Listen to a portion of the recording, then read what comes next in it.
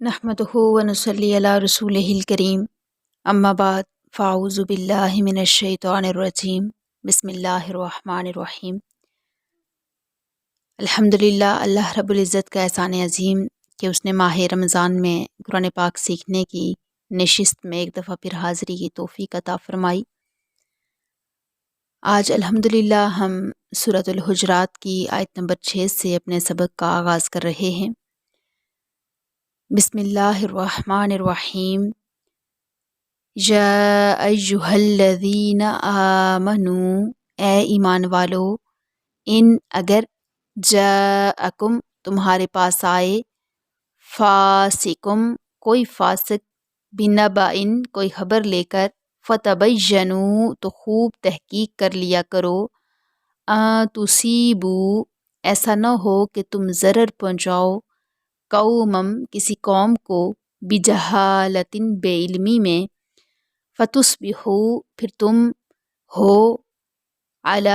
اس پر، ما جو فعلتم تم نے کیا، نادمین شرمندہ، نادم یعنی پچھتانے لگو۔ ایمان والوں کو خطاب کیا جا رہا ہے، تربیت کی جا رہی ہے کہ اگر تمہارے پاس کوئی فاسق خبر لے کر آئے تو اس کی خوب تحقیق کر لیا کرو، ایسا نہ ہو کہ تم ضرر پہنچاؤ کسی قوم کو بے علمی میں، پھر تم اپنے کیے پر پچھتانے لگو۔ شان نزول اس آیہ مقدسہ کا یہ ہے کہ بنو مستلق کا سردار حارث ابن ابی درار بارگاہ رسالت میں حاضر ہوا اور مشرف با اسلام ہوا۔ آقا علیہ الصلوۃ والسلام نے اسے زکوٰۃ ادا کرنے کا حکم دیا تو اس نے اسے بھی قبول کر لیا اور عرض کیا کہ میں واپس اپنے قبیلے کے پاس جاتا ہوں، انہیں اسلام کی دعوت دوں گا، جن لوگوں نے یہ دعوت قبول کی ان سے زکوٰۃ لے کر آپ کو وہ بھی بھجوا دوں گا، آپ فلاں وقت اپنا کوئی آدمی بھیجیں اور جمع شدہ زکوٰۃ وصول کر لیں۔ آقا علیہ الصلوۃ والسلام نے وقت مقررہ پر ولید ابن عقبہ ابن ابی معیط کو بنی مستلق کی طرف بھیجا تاکہ وہ زکوٰۃ وصول کرے۔ اب زمانہ جاہلیت میں ولید کے ذمہ ان کا ایک قتل تھا، اس پر انہیں ایک خدشہ ہوا کہ مبادا وہ اسے قتل کر دیں۔ وہ راستے سے لوٹ آیا اور آ کر خبر دی کہ انہوں نے زکوٰۃ دینے سے انکار کر دیا، یعنی وہاں پر جا کر زکوٰۃ لینے کے بجائے وہ راستے سے واپس آ گیا اور اس نے کہا کہ مجھے ان لوگوں نے زکوٰۃ نہیں دی، وہ میرے قتل کے در پہ ہو گئے، مشکل سے جان بچا کر یہاں پہنچا ہوں۔ آقا علیہ الصلوۃ والسلام نے جب ان کی یہ بات سنی تو حضرت خالد رضی اللہ تعالیٰ عنہ کو ایک دستہ دے کر ان کی طرف روانہ کیا اور حکم دیا کہ پہلے حقیقت حال معلوم کر لینا، پھر کوئی کارروائی کرنا، جلد بازی سے کام نہ لینا۔ حضرت خالد بن ولید رات کے وقت وہاں پہنچے، خود ان کے علاقے سے باہر پڑاؤ کیا اور اپنے جاسوس بھیجے تاکہ ان کے احوال پر آگاہی حاصل کریں۔ انہوں نے آ کر گواہی دی کہ وہ تو اسلام پر پختہ ہیں، ہم نے ان کی اذانیں سنی، ان کو باجماعت نماز ادا کرتے ہوئے دیکھا۔ حضرت خالد صبح کے وقت ان کے ہاں گئے اور اپنے جاسوسوں کی فراہم کردہ اطلاعات کو درست پایا۔ حضرت خالد نے واپس آ کر آقا علیہ الصلوۃ والسلام سے حقیقت حال عرض کی۔ اس وقت یہ آیہ مقدسہ نازل ہوئی اور اللہ رب العزت نے مسلمانوں کی تربیت فرمائی کہ اے ایمان والو، ان جاءکم فاسق بنبأ فتبینوا، اے ایمان والو تمہارے پاس کوئی فاسق آئے، کوئی خبر لے کر آئے تو اس کی خوب تحقیق کر لیا کرو، ہاں تصیبوا قوما بجہالۃ ایسا نہ ہو کہ تم ضرر پہنچاؤ کسی قوم کو بے علمی میں، فتصبحوا علی ما فعلتم نادمین پھر تم اپنے کیے پر پچھتانے لگو۔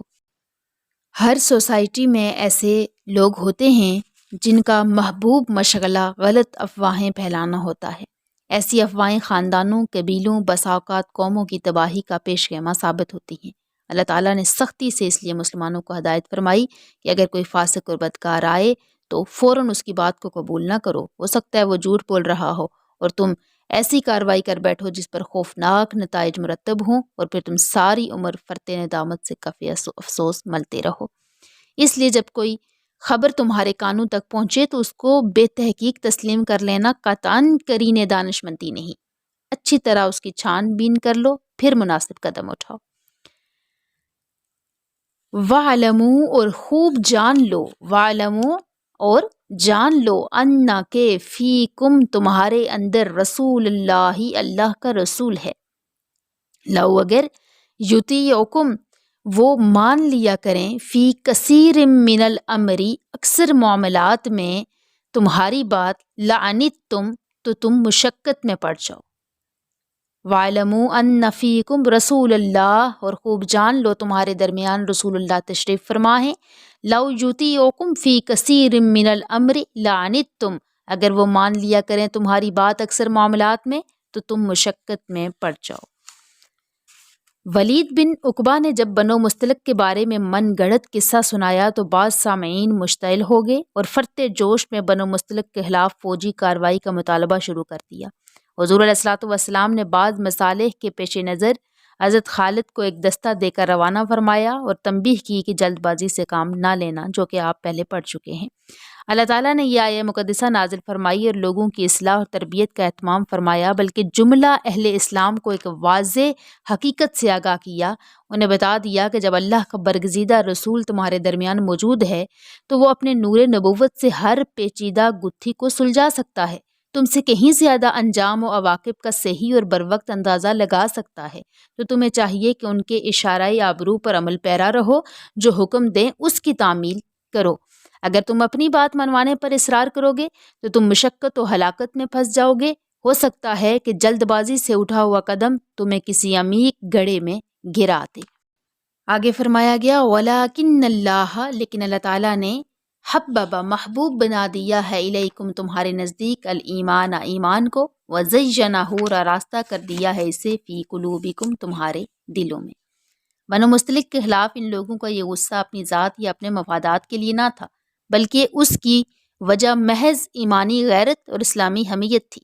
وہ اس لیے بنو مستلق کے خلاف بڑک اٹھے تھے کہ اس قبیلے نے ان کے نبی مکرم کے قاصد کے ساتھ ناروا برتاؤ کیا تھا۔ اس لیے اللہ تعالیٰ کے اس جملہ میں بڑی وضاحت کے ساتھ ارشاد فرما دیا گیا کہ اپنے پیارے رسول کے جانثار صحابہ کے دلوں میں ایمان کی محبت میں نے پیدا کی، ان حضرات کو ایمان کے حسن و زیبائی پر میں نے فریفتہ کر دیا ہے، اور کفر و نافرمانی اور سرکشی سے ان کے دلوں کو میں نے متنفر کر دیا ہے، وکر رہا اور قابل نفرت بنا دیا ہے الیکم تمہارے لیے الکفر کفر کو، والفسوق اور فسق کو، والعصیان اور نافرمانی کو۔ اللہ نے ایمان کو آراستہ کر دیا اور محبوب ترین بنا دیا تمہارے دلوں میں، اور قابل نفرت بنا دیا کفر فسق اور نافرمانی کو۔ اولئک ھم الراشدون، یہی وہ لوگ ہیں جو ثابت قدم ہیں، ہر حال میں ڈٹے ہوئے، وہ لوگ جو طوفان آئے، آندھی آئے، مشکلات آئیں، کسی بھی صورت میں دین حق سے منہ نہیں پھیرتے، ان کے قدم کبھی بھی ڈگمگاتے نہیں، تذبذب کا وہاں کوئی نشان نہیں ہوتا، وہ ثابت قدم ہے۔ یہ فرمایا گیا فضلا من اللہ، یہ محض اللہ کا فضل ہے، ونعمہ اور انعام ہے، یعنی ان کے دلوں میں جو ایمان کی محبت ہے اور کفر کی جو نفرت ہے، یہ اللہ کا فضل اور اس کا انعام ہے۔ واللہ علیم حکیم، اور اللہ سب کچھ جاننے والا بڑا دانا ہے، یعنی وہ جاننے والا ہے ان کے دلوں کے حال کو۔ یہ فضل اور نعمت ان پر بلا وجہ نہیں، بلکہ وہ ان کے دلوں کے خلوص اور نیاز کو خوب جانتا ہے۔ وہ اس بات کے مستحق ہیں کہ ان پر یہ نوازش کی جائے۔ اس کے علاوہ حکیم، وہ بڑا حکیم ہے، دانا ہے، یعنی اس کی حکمت کا یہ تقاضا ہے کہ قدسیوں کا ایک ایسا گروہ تیار ہو جائے جو نیکی پر فریفتہ اور بدی سے طبعاً گریزاں اور متنفر ہو، تاکہ اس پاک باز گروہ سے تبلیغ اسلام کا اہم کام لیا جائے۔ آگے فرمایا گیا وَإِنْ، اور اگر طائفتانی دو گروہ من المؤمنین مومنوں کے اقتتلوا لڑ پڑیں فَأَصْلِحُوا تو صلح کراؤ بینہما ان دونوں کے درمیان، کیونکہ آقا علیہ الصلوۃ والسلام سے پہلے جزیرہ عرب کی سرزمین فتنوں اور جنگ و جدل کی سرزمین تھی۔ ہر قبیلہ دوسرے قبیلے سے برسر پیکار تھا، کسی کی جان مال عزت آبرو محفوظ نہ تھی۔ حرمت والے مہینے کے علاوہ سفر از حد مشکل اور دشوار تھا۔ آقا علیہ الصلوۃ والسلام کی آمد سے نقشہ ہی بدل گیا، عداوت و محاسمت کی جگہ محبت، اثار اور خلوص نے لے لی۔ قرآن کریم میں بے شمار آیتیں ہیں کہ آقا علیہ الصلوۃ والسلام کے ان گنت ارشادات ہیں جن میں مسلمانوں کو متحد رہنے، آپس میں محبت کرنے اور ایک دوسرے کا احترام کرنے کا حکم دیا گیا۔ اب یہاں پر بھی مسلمانوں کی تربیت فرمائی جا رہی ہے کہ اگر دو گروہ آپس میں لڑ پڑیں تو ان کے درمیان صلح کراؤ، یعنی مسلمانوں کے دو گروہ۔ پہلی بات ہے مسلمان کے ساتھ دشمنی اور نفرت رکھے ہی نہ، اتحاد، محبت اور امن و سکون کی فضا قائم ہونی چاہیے، کیونکہ تمام مسلمان آپس میں بھائی بھائی ہیں۔ المسلم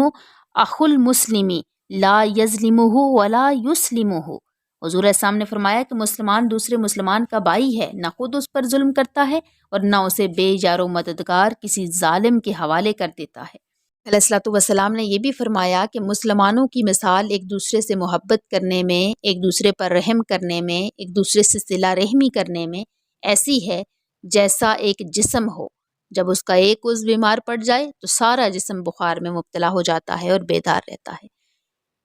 ایک مومن دوسرے مومن کے لیے دیوار کی مانند ہے جس کی ہر اینٹ دوسری اینٹ کو سہارا دیتی ہے۔ قرآن و سنت نے مسلمانوں کو اتفاق و اتحاد کی جو تعلیم دی ہے اس کے پیش نظر ایسا ہونا نہیں چاہیے کہ فرزندان اسلام آپس میں لڑیں،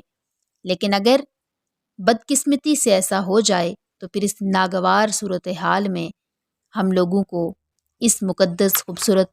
آیت کے مطابق عمل کرنا چاہیے۔ فرمایا گیا کہ وَإِن، اور اگر طائفتان، دو گروہ، من المؤمنین، مومنوں کے، اگر اہل ایمان کے دو گروہ اقتتالوا، لڑ پڑیں، فَأَصْلِحُوا بَيْنَهُمَا، تو ان دونوں کے درمیان صلح کرا دو، اور فَإِن، اور اگر بغت، زیادتی کرے، بغاوت کرے، احداہما، ان دونوں میں سے ایک گروہ، علی الاخری، دوسرے پر، فقاتلوا، تو لڑو، التی، اس سے جو تبغی، زیادتی کرتا ہے۔ عموماً آج کل اپنی قرابت داری دیکھی جاتی ہے، رشتہ داری دیکھی جاتی ہے، یا طاقتور لوگ جو ہیں ان کا ساتھ دیا جاتا ہے، یا پیسے اور دولت کی بنیاد پر لوگ بک جاتے ہیں، مگر حق کا ساتھ دینا چاہیے۔ فرمایا گیا کہ اگر زیادتی کرے ایک گروہ دوسرے پر تو پھر سب اس سے لڑو جو زیادتی کرتا ہے، حتیٰ تفیء، یہاں تک کہ وہ لوٹ آئے، الی امر اللہ، اللہ کے حکم کی طرف۔ فَإِن، پس اگر فاءت، وہ لوٹ آئے، فَأَصْلِحُوا بَيْنَهُمَا، تو پھر ان دونوں کے درمیان صلح کرا دو۔ کس قدر خوبصورت قانون بتا دیا۔ اگر لڑ پڑیں، پہلے تو اتحاد کا حکم دیا گیا، اتفاق کا حکم دیا گیا، محبت کا حکم دیا گیا، بتا دیا گیا کہ سب آپس میں بھائی بھائی ہو، لیکن اگر لڑائی ہو جائے، ایسا ماحول بن جائے، تو پھر تیسرے فریق کو، جو تیسرا طبقہ ہے، اس کو چاہیے کہ وہ صلح کرائے، اور صلح کراتے وقت پھر بھی اگر کوئی زیادتی کر رہا ہے تو زیادتی کرنے والے کے ساتھ لڑو یہاں تک کہ وہ اللہ کے حکم کی طرف آ جائے، اور جب اللہ کے حکم کی طرف آ جائے تو پھر تمہارا ہاتھ اپنے بھائی پر نہیں اٹھنا چاہیے، پھر اس کے بعد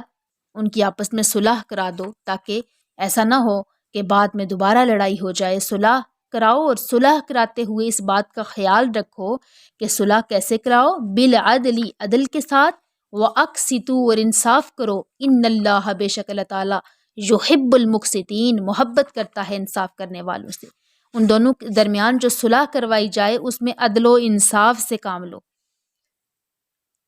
یعنی اگر صلح کراتے وقت عدل و انصاف سے کام نہیں لیا جائے گا، ظلم اور بے انصافی کی بنیاد پر صلح کرائی جائے گی تو وہ صلح پائیدار ثابت نہیں ہوگی،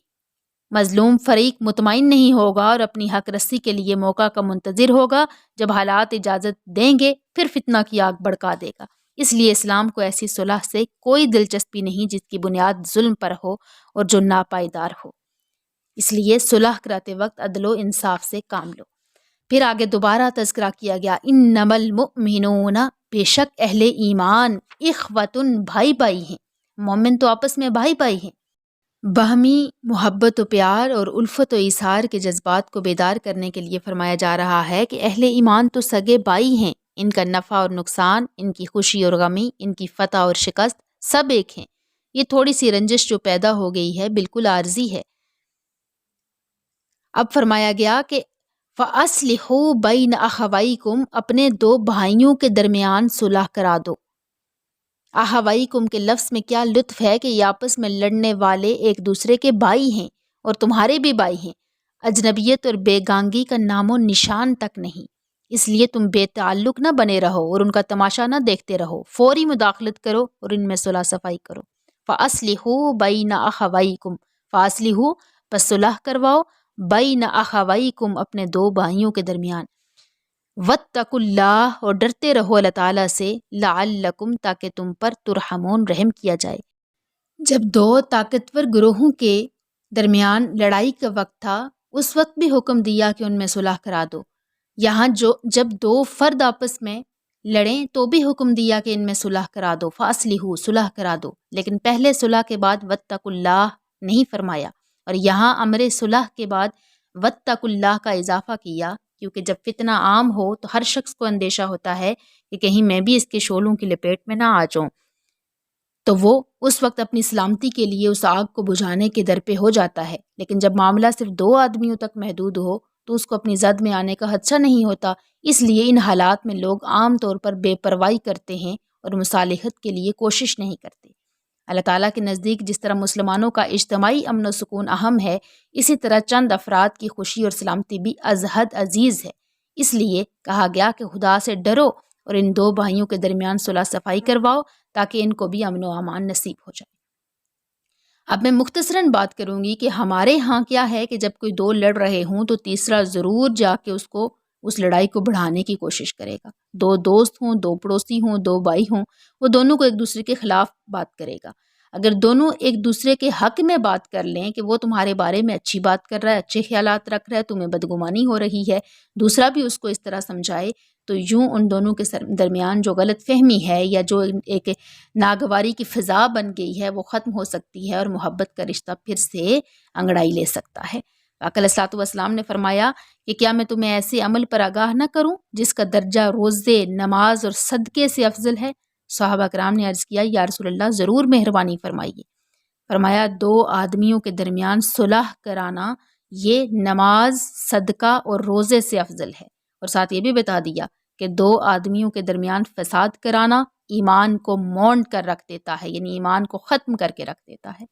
معلوم ہوا کہ 2 لوگوں کے درمیان، 2 بہنوں کے درمیان، 2 پڑوسیوں کے درمیان، ساس بہو کے درمیان اگر لڑائی ہو جاتی ہے تو فاصلحوا یعنی صلح کرانا یہ بہت بڑی نیکی ہے۔